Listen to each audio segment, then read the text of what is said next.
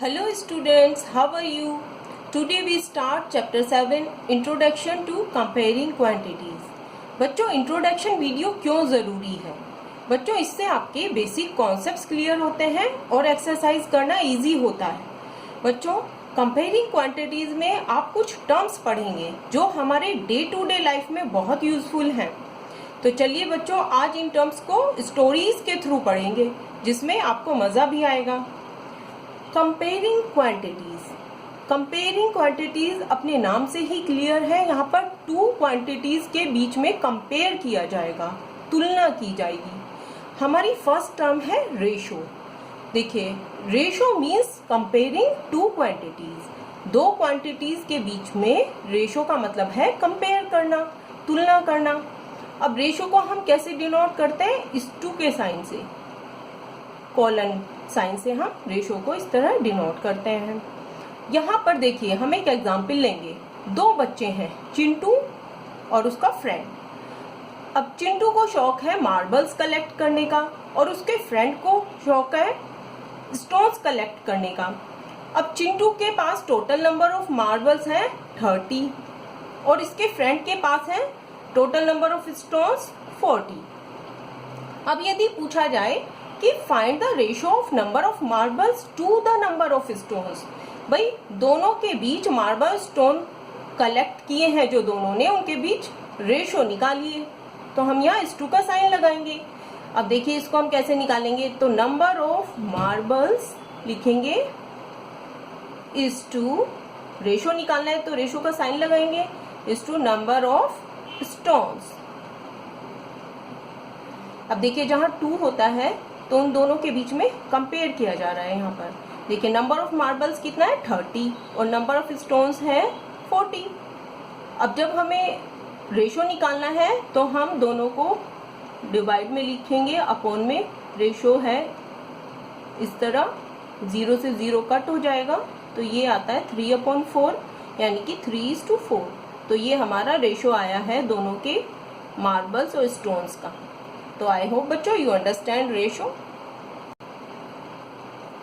बच्चों यहाँ पर रेशो से रिलेटेड कुछ क्वेश्चंस आएंगे, like convert ratio two percentage. कोई रेशो दिया होगा और उसको परसेंटेज में कन्वर्ट करना होगा। तो हम देखो कैसे करेंगे। लाइक इसी हम रेशो को लेंगे 3:4 को, इसको हमें परसेंटेज में कन्वर्ट करना है। अब देखिए परसेंटेज का साइन क्या होता है, इस तरह लगाते हैं। अब परसेंटेज जहां भी हो इसका मतलब होता है 100। इसकी जगह, साइन की जगह हम 100 रख सकते हैं। तो देखिए 4:4 को पहले अपॉन में लिखेंगे। अब हमें इसे परसेंटेज में कन्वर्ट करना है तो मल्टीप्लाई बाय 100 लिखेंगे। अब इसको हम काटेंगे, 2 जा एंड 5 जा 25 जा हो जाएगा, 3 25 जा होगा हमारा 75। तो ये कन्वर्ट हो गया है 75% में। अब अगर हमें यहाँ पर रेशियो से परसेंट की जगह रिवर्स करके दे दें, परसेंटेज दे दें और रेशियो में कन्वर्ट करना हो तो कैसे करेंगे? देखिए 75% को ही हम रेशियो में कन्वर्ट करके देखते हैं। ये परसेंटेज का साइन हमारा जहां भी होता है उसको हम किस में कन्वर्ट करते हैं? 100 में। तो देखिए 75 अपॉन में परसेंट को हम लिखेंगे 100। अब इसे हम काटेंगे, ये 25 से कट जाएगा, 3 जा एंड 4 जा, तो ये आया है 3/4। हमारा ये रेशो बन गया 3:4। बच्चों I hope you understand easily. बच्चों नेक्स्ट कुछ क्वेश्चंस आते हैं, फाइंड परसेंटेज इन नंबर्स। यहाँ पर कुछ परसेंटेज दिया होगा और हमें उसकी नंबर फाइंड करनी होगी। तो हम एक एग्जांपल लेते हैं। बच्चों आपको ज्यादातर बच्चे पिज्जा लाइक करते हैं तो हम इससे रिलेटेड एक एग्जांपल लेते हैं। 80% out of 40 children likes pizza. तो 40 चिल्ड्रन में से 80% को पिज्जा पसंद है।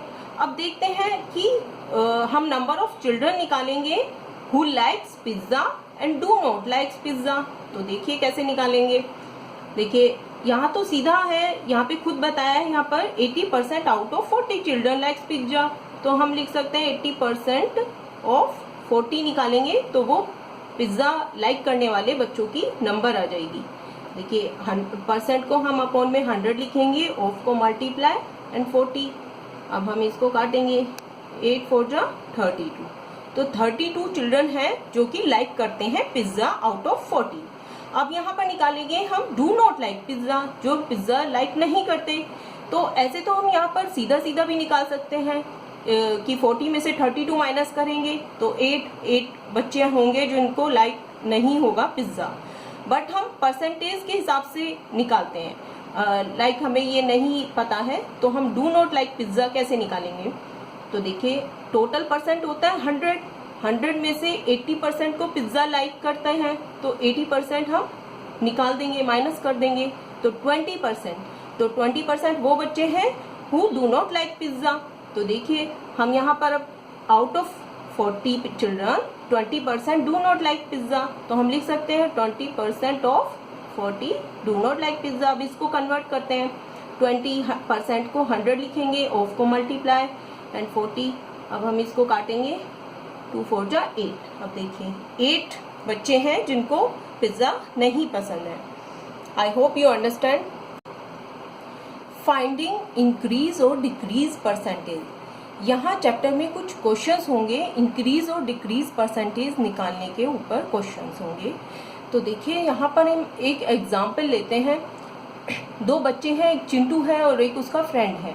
कुछ दिन पहले वो एक टॉय शॉप पर गए थे। वहाँ पर उन्होंने गेम देखा तो एक गेम उन्हें बहुत पसंद आया। अब उन दोनों के पास ही पॉकेट मनी नहीं थी, तो पॉकेट मनी कम थी, तो वो फिर वापस आ गए। अब इस बार फिर गए वो, तो देखिए उन्होंने देखा कि गेम का प्राइस है 500 रुपीज़। उस गेम का प्राइस है 500 रुपीज़ एंड उस गेम के प्राइस पर कुछ इंक्रीज हो गया है। कितना परसेंट? 20% इंक्रीज कर दिया है। तो चिंटू ने सोचा कि अपनी पॉकेट मनी चेक की, उसने कहा मेरे पास तो देखते हैं कितना रुपीज़ है। अब चिंटू ने कहा ठीक है मैं ले सकता हूँ, तो उसने वो गेम खरीद लिया। अब बताइए कि इंक्रीज रेट पर चिंटू को वो कितने प्राइस का मिला। तो देखिए कैसे निकालेंगे भाई, 500 रुपीज़ है, उसका 20% इंक्रीज हो गया है, तो देखते हैं कितना इंक्रीज हुआ। तो 20% 500 का इस तरीके से निकालेंगे, तो ये होता है 100 रुपीज़। अब देखते हैं वो टोटल प्राइस कितना पे करेगा। 500 गेम का प्राइस है और प्लस इंक्रीज प्राइस देगा 100, तो ये देखिए 600 रुपीज़। तो चिंटू को कितने रुपए का वो गेम मिला? 600 का। अब भाई कुछ दिन बाद फ्रेंड ने भी पॉकेट मनी कलेक्ट कर ली थी, तो उसका भी मन किया कि मैं भी गेम लूँगा, तो वो फिर से टॉय शॉप पर गए।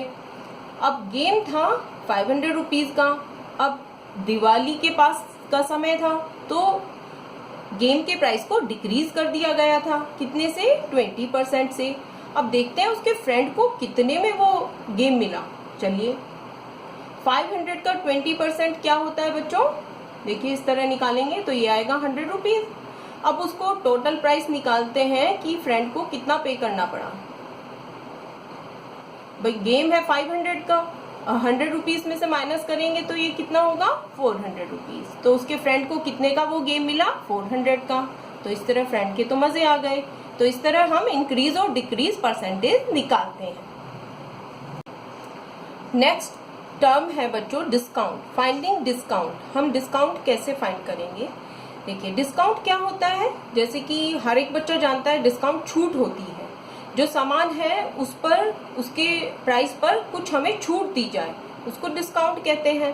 कुछ रुपीज़ की छूट दी जाएगी, दैट इज डिस्काउंट। तो देखिए यहाँ पर हम देखते हैं, यहाँ पर एग्जाम्पल लेंगे।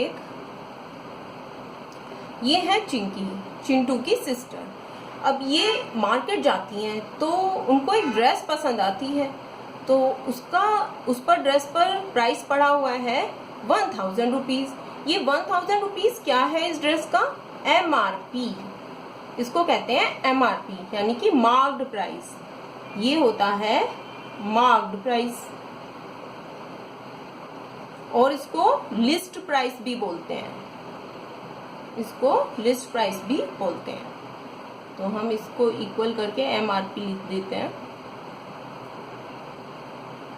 अब देखिए भाई ड्रेस पर कुछ डिस्काउंट था, डिस्काउंट कितना परसेंट था? 40%। तो बताइए इसका सेलिंग प्राइस क्या होगा? एसपी, कितने में ये बेची जाएगी? एसपी क्या होता है? Selling price. तो चिंकी को कितने की ये मिली, यानी सेलिंग प्राइस बताना है यहाँ पे। तो देखिए डिस्काउंट परसेंट पता है, तो हम डिस्काउंट निकाल लेंगे कितना है मिलेगा इस ड्रेस पर। तो 1000 पर 40% डिस्काउंट इस तरीके से निकालेंगे। 40% ऑफ 1000 कट करेंगे तो ये होगा 400 रुपीज। देखिए 1000 की ड्रेस है और 400 रुपीज इस पर डिस्काउंट है। तो बच्चों यहाँ पर अब देखते हैं कि इसका सेलिंग प्राइस क्या होगा। भाई देखिए सेलिंग प्राइस के लिए एक फॉर्मूला होगा जिसको हमें रटने की जरूरत नहीं है, हम यहीं पर क्रिएट करेंगे। देखिए ये जो यहाँ का मार्क्ड प्राइस है, ड्रेस पे जो मार्क्ड प्राइस है उसमें से डिस्काउंट को माइनस कर देंगे तो सेलिंग प्राइस आ जाएगा, राइट। तो हम यहाँ लिखेंगे marked price minus discount. Marked price है 1000, डिस्काउंट है 400, माइनस कीजिए 600। सो 600 रुपीज इसका सेलिंग प्राइस होगा। बच्चों I hope you understand. Next term है बच्चों cost price, selling price, profit percent, loss percent. यहाँ पर इन सभी को फाइंड करने के लिए हम देखिए यहाँ पर एक एग्जांपल लेंगे। यहाँ पर पहले हम सीखेंगे कि कॉस्ट प्राइस, सेलिंग प्राइस क्या है। देखिए यहाँ पर ये है चिंटू, ये है शॉप जिस पर एक शॉपकीपर अंकल बैठे हैं। तो देखिए चिंटू होमवर्क कर रहे थे, अब इनका पेन खत्म हो गया, इंक खत्म हो गई, तो भाई ये शॉप पर गए, अब इनको एक पेन चाहिए। तो इन्होंने अंकल से कहा ये अंकल एक पेन दीजिए। अब ये पेन शॉपकीपर ने चिंटू को दिया, तो इस पेन की कॉस्ट शॉपकीपर अंकल को पड़ी थी कितनी? 8 रुपीज। और चिंटू को शॉपकीपर ने पेन दिया कितने रुपीज का? 10 रुपीज का। तो देखिए ये 8 रुपीज क्या है, क्या कही जाएगी? ये cost price, CP, cost price, यानी कि इसको शॉर्ट में लिखेंगे सीपी। और ये 10 रुपीज क्या होगा? भाई ये शॉपकीपर ने 10 रुपीज में पेन को बेचा, तो ये क्या होगा? सेलिंग प्राइस, इसको कहेंगे सेलिंग प्राइस, जिसको हम शॉर्ट में एसपी लिखेंगे। अब देखिए यहाँ पर सीपी है पेन का 8 रुपीज और एसपी है पेन का 10 रुपीज। बताइए यहाँ पर एसपी बड़ा है सीपी से, तो जब एसपी सीपी से बड़ा होगा, ग्रेटर देन का साइन ये होता है ना, तो हम ऐसे लगाएंगे कि SP is greater than CP. तो बताइए ऐसी कंडीशन में क्या है, क्या होता है? प्रॉफिट होता है या लॉस होता है? भाई शॉपकीपर ने 8 रुपए के पेन को 10 रुपए में बेचा, तो उसको प्रॉफिट हुआ, SP is greater than CP. तो हम यहाँ पर क्या लिखेंगे? देयरफॉर प्रॉफिट, यहाँ पर होगा प्रॉफिट। तो प्रॉफिट कैसे निकलेगा?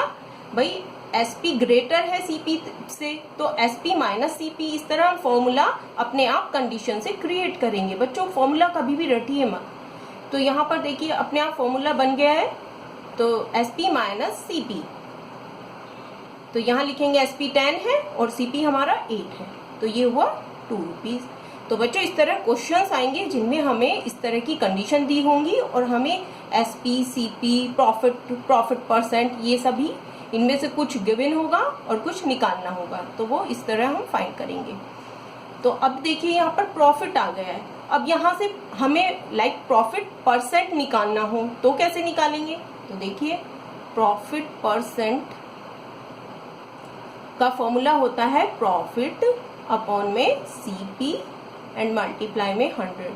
बच्चों हमेशा ध्यान रखना अपॉन में चाहे प्रॉफिट परसेंट निकालना हो या लॉस परसेंट निकालना हो, CP is the base price, upon में हमेशा सीपी ही रखा जाता है। तो देखिए प्रॉफिट हमारा आया है 2 रुपीज और सीपी है इसका 8 रुपीज, मल्टीप्लाई में 100, 2 4 जा 8, 4 से कट जाएगा 2 जा 5 जा, तो ये होता है हमारा 25%। तो ये प्रॉफिट परसेंट आ गया कितना, 25%। बच्चों नेक्स्ट इसके ऑपोजिट रिवर्स कंडीशन लेते हैं। देखिए यहाँ पर ये पेन लेट करते हैं कि शॉपकीपर को 10 रुपीज का पड़ा, कॉस्ट प्राइस थी इसकी 10 रुपीज, और शॉपकीपर ने चिंटू को ये सेल किया, सेलिंग प्राइस पर बेचा 8 रुपीज के। चिंटू ने रिक्वेस्ट किया अंकल मेरे पास तो 8 रुपीज है, तो आप 8 रुपीज का दे दीजिए, तो अंकल ने मान लिया और उसको 8 रुपये का दे दिया। तो देखते हैं यहाँ पर प्रॉफिट होता है या लॉस होता है। तो देखिए यहाँ पे सीपी है 10 रुपीज और एसपी है 8 रुपीज। अब देखते हैं, अब देखिए अंकल को शॉपकीपर को पड़ा था ये 10 रुपीज का और उसको चिंटू को दिया उन्होंने, सेल किया 8 रुपीज में, तो भाई ये तो उनको ज्यादा कॉस्ट पड़ी ना। तो यहाँ पर क्या हो रहा है, देखिए सीपी ग्रेटर है यहाँ पर एसपी से, रिवर्स हो गया ना कंडीशन। तो यहाँ पर क्या हो रहा है, हमारा लॉस हो रहा है, लॉस हो गया है। तो यहाँ कंडीशन दूसरी बन गई है, अब सीपी ग्रेटर है, तो देखिए लॉस का फॉर्मूला बन जाएगा यहाँ पर सीपी माइनस एसपी, सीपी बड़ा है एसपी से। इस तरह बच्चों कंडीशन से खुद ही फॉर्मूला क्रिएट कर सकते हैं रटे बिना। सीपी है 10 और एसपी है 8, तो माइनस करेंगे।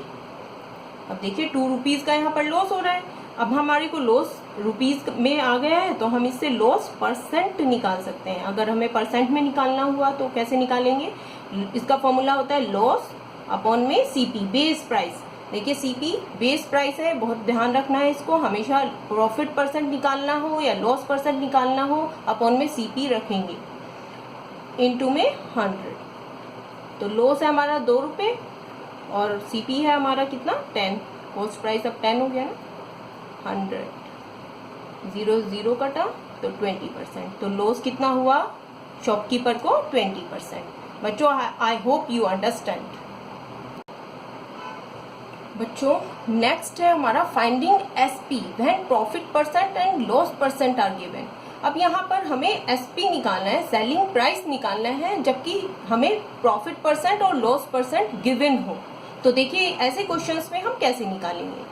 देखिए ये है हमारे चिंटू और इनके पास है एक फोन जो कि कितनी वैल्यू है उसकी 10,000।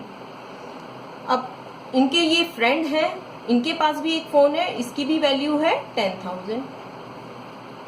तो इनकी देखते हैं यहाँ पर इस फोन को चिंटू को बेचने को कहा गया कि भाई इसको आपको बेचना है और कितने में बेचना है, प्रॉफिट लेना है 10% का।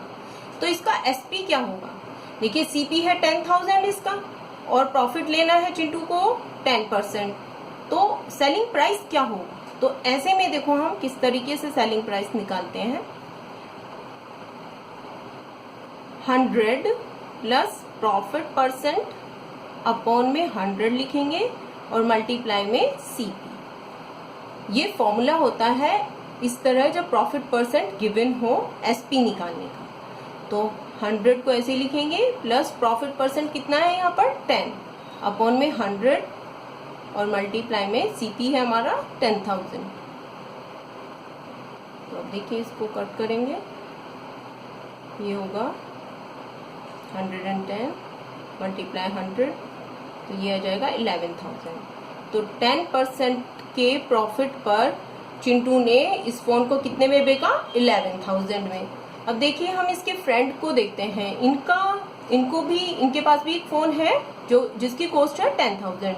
अब इसको बेचना है इन्हें 10% के लॉस पर। तो एसपी का फॉर्मूला क्या होगा, एसपी निकालना है यहाँ पर। एसपी का फॉर्मूला होगा जब लॉस गिवन है, लॉस परसेंट, तो 100 माइनस लॉस परसेंट, क्योंकि लॉस तो माइनस होता है, और अपॉन में 100 एंड मल्टीप्लाई में सीपी। 100 माइनस लॉस है हमारा 10% के लॉस पे बेचा उसने,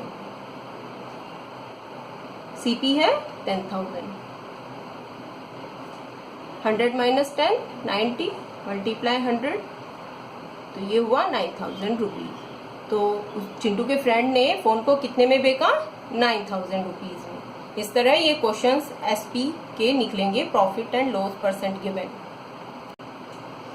बच्चों नेक्स्ट टर्म आती है सेल्स टैक्स, वैट, जीएसटी। यहाँ पर देखिए ये सभी टैक्सेस हैं। वैट वैल्यू एडेड टैक्स होता है, जीएसटी गुड्स सर्विस टैक्स होता है। बच्चों जब आप मॉल जाते हैं और वहां पर सामान खरीदते हैं, उसके बाद एक बिल मिलता है, तो बिल में आपने देखा होगा लास्ट में जीएसटी ऐड किया जाता है। वहां पर कुछ अमाउंट होती है जो जीएसटी की होती है, वो ऐड होती है टोटल बिल में, टोटल अमाउंट में।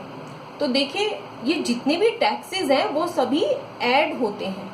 तो हमें हमेशा ध्यान रखना है कि जितने भी टैक्स होंगे, क्वेश्चन आएंगे, तो वहां पर उन टैक्सेस को ऐड करना होगा। तो हम यहाँ पर लिख देते हैं ऐड द टैक्सेस। ये बहुत ध्यान रखना है, जितने भी टैक्स वाले क्वेश्चन होंगे उनमें कोई टैक्स है तो वो ऐड होगा। Next term is interest. बच्चों इंटरेस्ट क्या होता है? Extra money paid after a specific time.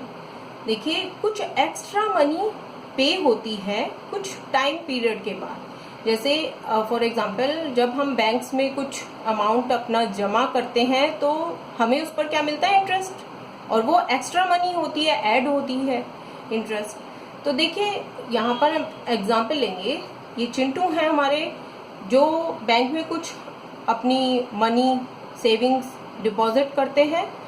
तो कुछ मनी वो सिंपल इंटरेस्ट से डिपॉजिट करेंगे और कुछ कंपाउंड इंटरेस्ट से।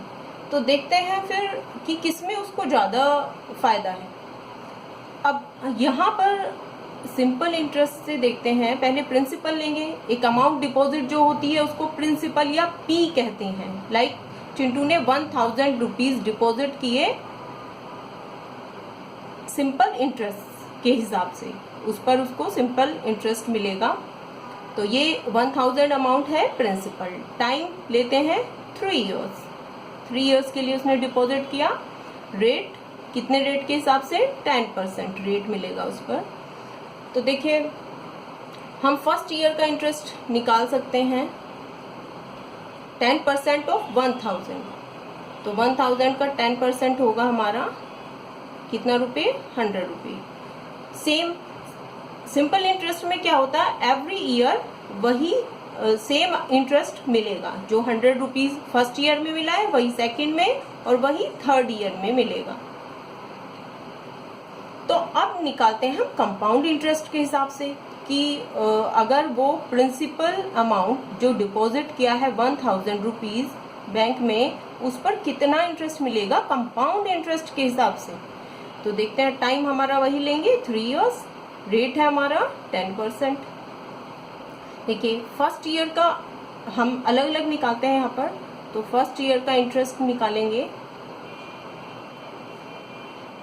तो 1000 का 10%, तो ये 100 रुपीज होगा। अब देखिए सेकेंड ईयर का जो इंटरेस्ट निकलेगा वो किस पर निकलेगा?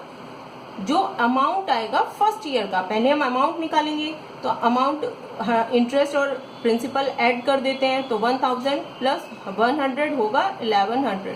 तो ये अमाउंट होगा फर्स्ट ईयर के एंड में। अब सेकेंड ईयर के लिए जो प्रिंसिपल होगा वो 1100 होगा। तो सेकेंड ईयर का इंटरेस्ट निकालेंगे हम, तो 1100 पे ये 1100 हमारा सेकेंड ईयर का प्रिंसिपल बन जाएगा, प्रिंसिपल अमाउंट। तो इसका 10% होगा बच्चों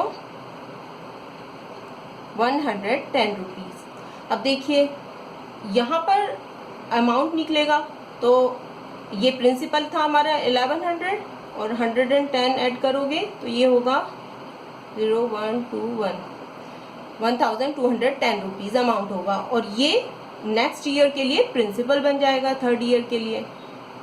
तो ये प्रिंसिपल अमाउंट हो जाएगा। तो 1210 का 10% निकालेंगे तो ये आएगा हमारा 121 रुपीज।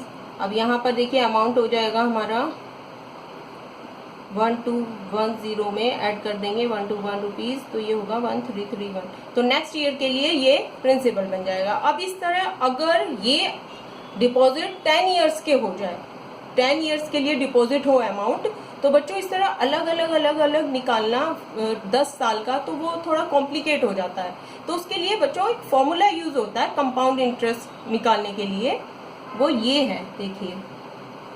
इसीलिए कंपाउंड इंटरेस्ट के लिए हम पहले अमाउंट निकालेंगे। अमाउंट का फॉर्मूला होगा P into 1 plus R upon 100 to the whole power n।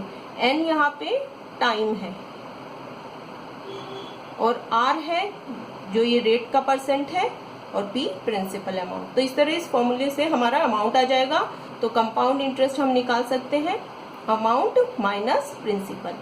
तो इस तरीके से कंपाउंड इंटरेस्ट निकल जाता है। अब आप देख रहे हैं कि अमाउंट डिपॉजिट किस मेथड से करने से ज़्यादा यहाँ पर फ़ायदा है।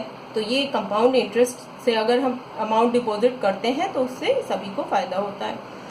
अब देखिए सिंपल इंटरेस्ट भी हम ऐसे अलग अलग ईयर का ना निकाल के, ये आपने पहले भी पढ़ा है, एक फॉर्मूला होता है P into R into T upon 100, इस फॉर्मूला से भी निकालते हैं। तो बच्चों I hope you understand the concept of interest. बच्चों नेक्स्ट हम इंटरेस्ट में पढ़ेंगे यहाँ interest compounded half yearly. Questions में, कुछ क्वेश्चंस में इस तरह दिया होता है कि रेट कंपाउंडेड हाफ ईयरली और रेट कंपाउंडेड क्वार्टरली, तो उनको हम कैसे कैलकुलेट करते हैं। देखिए यहाँ पर अगर रेट 10% कंपाउंडेड हाफ ईयरली है तो हम कैसे कैलकुलेट करेंगे। देखिए एक ईयर में कितने मंथ्स होते हैं, 12। अगर हम इसको हाफ करते हैं तो ये 6 मंथ्स होते हैं। तो देखिए ये 2 हुए, तो यहाँ पर मतलब ये बनता है हमारा ईयर का 2। तो हम यहाँ पर टाइम को 2 टाइम्स कर देंगे, यानी 2n लिखते हैं, और रेट हमारा हो जाता है हाफ, रेट का हाफ हो जाता है, और टाइम का twice 2n, n is time जो भी दिया है। तो अगर रेट इस तरह हाफ ईयरली कंपाउंड करना है तो हम ऐसा करते हैं हाफ ईयरली। तो बच्चों आई होप ये कॉन्सेप्ट आपको क्लियर है। बच्चों नेक्स्ट है इंटरेस्ट कंपाउंडेड क्वार्टरली। अगर आपको इंटरेस्ट कंपाउंड कितने करना है, क्वार्टरली कंपाउंड करना है, तो देखिए 12 मंथ्स होते हैं एक ईयर में। अगर हम उसे क्वार्टरली डिवाइड करते हैं तो 3 मंथ्स के 4 क्वार्टर बनते हैं। कितने बने ये, 4। तो देखिए टाइम जो होगा 4n हो जाएगा, n जितना भी टाइम दिया है उसको 4 से मल्टीप्लाई कर देंगे, और रेट डिवाइडेड बाय 4 हो जाएगा। जो भी रेट दिया है, जैसे यहाँ 10 है तो 10 डिवाइडेड बाय 4, इस तरीके से हम रेट को 4 टाइम्स डिवाइड कर देंगे और टाइम को 4 टाइम्स मल्टीप्लाई कर देंगे। ये दोनों कंडीशन आपको याद रखनी है, ये क्वेश्चंस में मिलेंगी। आई होप यू अंडरस्टैंड। बच्चों हमारी नेक्स्ट एंड लास्ट टर्म है एप्लीकेशन ऑफ कंपाउंड इंटरेस्ट। देखिए अभी जो हमने कंपाउंड इंटरेस्ट पढ़ा है, यहाँ पर कुछ क्वेश्चन एक्सरसाइज में मिलेंगे जो एप्लीकेशन होगा कंपाउंड इंटरेस्ट का। तो यहाँ पर एक एग्जांपल लेते हैं। देखिए एक सिटी में पॉपुलेशन है 10,000। अब वो इंक्रीज होती है, increase at the rate of 10%। हर साल वो 10% के हिसाब से बढ़ जाती है, और टाइम है कितने, 2 इयर्स दिया है। तो बताइए 2 साल के अंत में पॉपुलेशन कितनी होगी। तो यहाँ पर हम कैसे निकालेंगे, देखिए इसमें हम अप्लाई करेंगे कंपाउंड इंटरेस्ट का ही एप्लीकेशन फॉर्मूला लगेगा। यहाँ पर देखिए, यहाँ पर P होता है principal 1 plus R upon 100 whole power n, n is time. तो देखिए प्रिंसिपल की जगह हम यहाँ सिटी की पॉपुलेशन रखेंगे 10,000, 1 प्लस R हमारा दिया हुआ 10 अपॉन 100, और n है हमारा 2 ईयर। 2 ईयर के लास्ट में कितनी पॉपुलेशन होगी, तो वो ये फॉर्मूले से हमारी फाइंड आउट हो जाएगी। और यहाँ पर प्लस इसलिए है क्योंकि इंक्रीज रेट है, तो यहाँ प्लस लगाएंगे क्योंकि पॉपुलेशन एवरी ईयर बढ़ रही है। तो यहाँ पर देखिए हम इसे सॉल्व करेंगे पहले। तो ये आ जाएगा हमारा 10 + 1 11/10 स्क्वायर 10,000। अब इसकी मल्टीप्लाई करेंगे तो ये हो जाएगा 12,100। तो 2 ईयर के एंड में पॉपुलेशन सिटी की होगी 12,100। तो बच्चों इस तरह आई hope you understand. Next example है डेप्रीशिएशन का, जहां पर अभी फर्स्ट एग्जाम्पल में इंक्रीज हो रही थी पॉपुलेशन। अगर किसी चीज पर डेप्रीशिएट हो रही है वैल्यू, तो कंपाउंड इंटरेस्ट का कैसे फॉर्मूला अप्लाई होगा देखेंगे। देखिए एक मशीन है, उसकी वैल्यू है 10,000 रुपीज और वो डेप्रीशिएट हो रही है at the rate of 10%। Time दिया हुआ है 2 ईयर्स।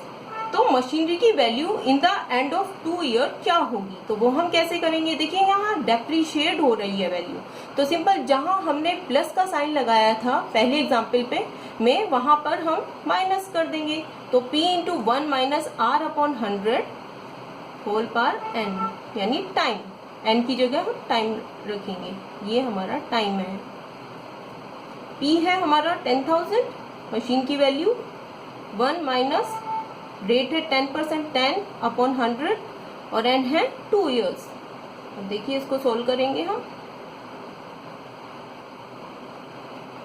ये एलसीएम लेके 9/10 होगा, 2 टाइम्स खोलेंगे इसको तो 9/10,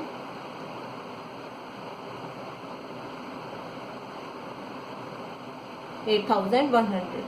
तो 2 ईयर के एंड में डेप्रीशिएट होके मशीनरी की वैल्यू हो गई है 8,100। बच्चों I hope you clearly understand. अगर कोई भी डाउट है तो आप नीचे कमेंट कीजिए। And these are all the core concepts of this chapter, compound interest and all comparing quantities. If you like my teaching, then please like, share and subscribe my channel. Thanks and bye.